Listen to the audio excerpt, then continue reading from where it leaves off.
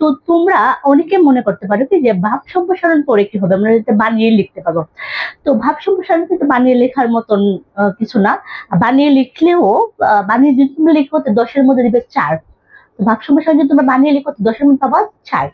তার জন্য ভাব সম্প্রসারণের কিছু দিক জানতে হবে এবং কিভাবে লিখলে ভাব সম্প্রসারণে কি 10-এর মধ্যে 8+ মানে 9 পাওয়া যায় সেটা কিভাবে লিখবো তা আমরা দেখবো। ওকে, তো সেক্ষেত্রে আগে ভাব সম্প্রসারণ পড়বা, কিছু ভাব সম্প্রসারণ পরে যাবা, কমন কিছু ভাব সম্প্রসারণ পরে যাবা, ঠিক আছে। তো ভাব সম্প্রসারণের 3টা অংশ থাকে, একটা হচ্ছে মূল অংশ মানে মূল ভাব, তারপর হচ্ছে কি প্রথম হচ্ছে কি ভূমিকা, হ্যাঁ, বা মূল ভাব তুমি লিখবা প্রথম লাইনে, হ্যাঁ। প্রথম লাইনে এটা 3টা প্যারা থাকে, তখন মূল ভাব লিখবা, তারপর মেইন অংশটা লিখবা এবং কি পরে কি মন্তব্যটা লিখবা লাস্টে। তো সেক্ষেত্রে আহ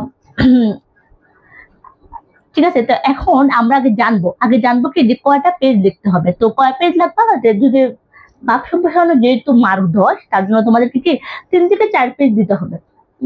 মানে সর্বনিম্ন 3 পেজ, সর্বোচ্চ 4 থেকে 5 পেজ দিতে হবে, ঠিক আছে। এবং কি করবা যে মূল অংশগুলো লিখবে, যে আজেবাজে বানিয়ে লিখবে না। আজেবাজে বানিয়ে লিখলে কিন্তু মার্কটা অনেক কম পাবা।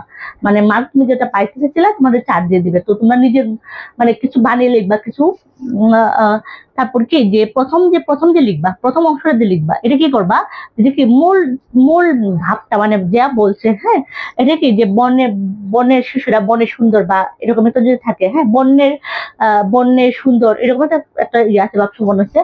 তো ওইটা ধরো এরকম যে ভাব সম্প্রসারণ আছে, আগে পড়বা। আগে প্রথমে কি মূলটা পড়বা, পরে কি করবা যে প্রথম অংশ কি লিখবা, যে ওইটার যে ভাব সম্প্রসারণের মূল ভাবটা লিখবে, কি জানতে চাইছে বা কি বুঝাইছে এটা জাস্ট 1 লাইন বা 2 লাইনে লিখে দিবা। তারপরে ব্যাখ্যা দিবা। তো ব্যাখ্যা দিতে কি করবা, যারা বেশি মার্ক পেতে চাও ব্যাখ্যার ক্ষেত্রে কি করবা, উক্তি দিবা বা কবিদের কিছু উক্তি দিবা বা কিছু ধরো একটা আছে না যে পরিশ্রম সৌভাগ্যের প্রস্তুতি, হ্যাঁ, ওরকম কিছু ব্যাখ্যা দিবা। হ্যাঁ, যদি ওইরকম থাকে কিছু উক্তি দিবা এরকম, বা ইংলিশ কিছু উক্তি দিবা দিয়ে ব্যাখ্যা দিবা, তাহলে মার্কে 8 থেকে 9+10 পর্যন্ত দিয়ে দিবে। উক্তি এবং কবিদের উক্তি বা কিছু ব্যাখ্যা দিবা। ওকে, মূল ভাবগুলা লিখবা। কিন্তু এখানে বিভিন্ন গল্পের মাধ্যমে বুঝিয়ে দেওয়া যায়। ধরো একটা আছে না যে একজন রাজা ছিল, উনি কি করছে যে অনেক রাজের সাথে যুদ্ধ করার পর হেরে গিয়ে সে জঙ্গলে সে মানে থাকছে, হ্যাঁ। সেখানে দেখতেছে কি যে সে দেখতেছে যে মাকড়সার জাল, বারবার মাকড়সার জাল বুনতেছে, বাট বুনতে পারতেছে না, পড়ে যাচ্ছে, হ্যাঁ। সে বারবার চেষ্টা করার পর, হাজার চেষ্টার পর, প্রায় 7 থেকে 10 বার চেষ্টা করার পর সে জালটা বুনতে পারছে। তো তারপর ওই রাজাটা ওইখান থেকে শিক্ষা নিচ্ছে কি যে একটা কাজ যদি তুমি মানে বারবার করে তাহলে কাজটা কি সহজ হয়ে যাবে, হ্যাঁ, এবং কি যে ওইটা তোমার সম্পন্ন হবে। তো উনি যুদ্ধে একবার হেরে গেছে, পরের বার তুমি শক্তিশালী হয়ে তারপর তার রাজ্যটা ফিরে পেয়েছে। তো ওই রকমের কি করবা, এরকম কিছু গল্পের মাধ্যমে এই পাঠ সম্প্রসারণটা বুঝিয়ে দিবা, ঠিক আছে।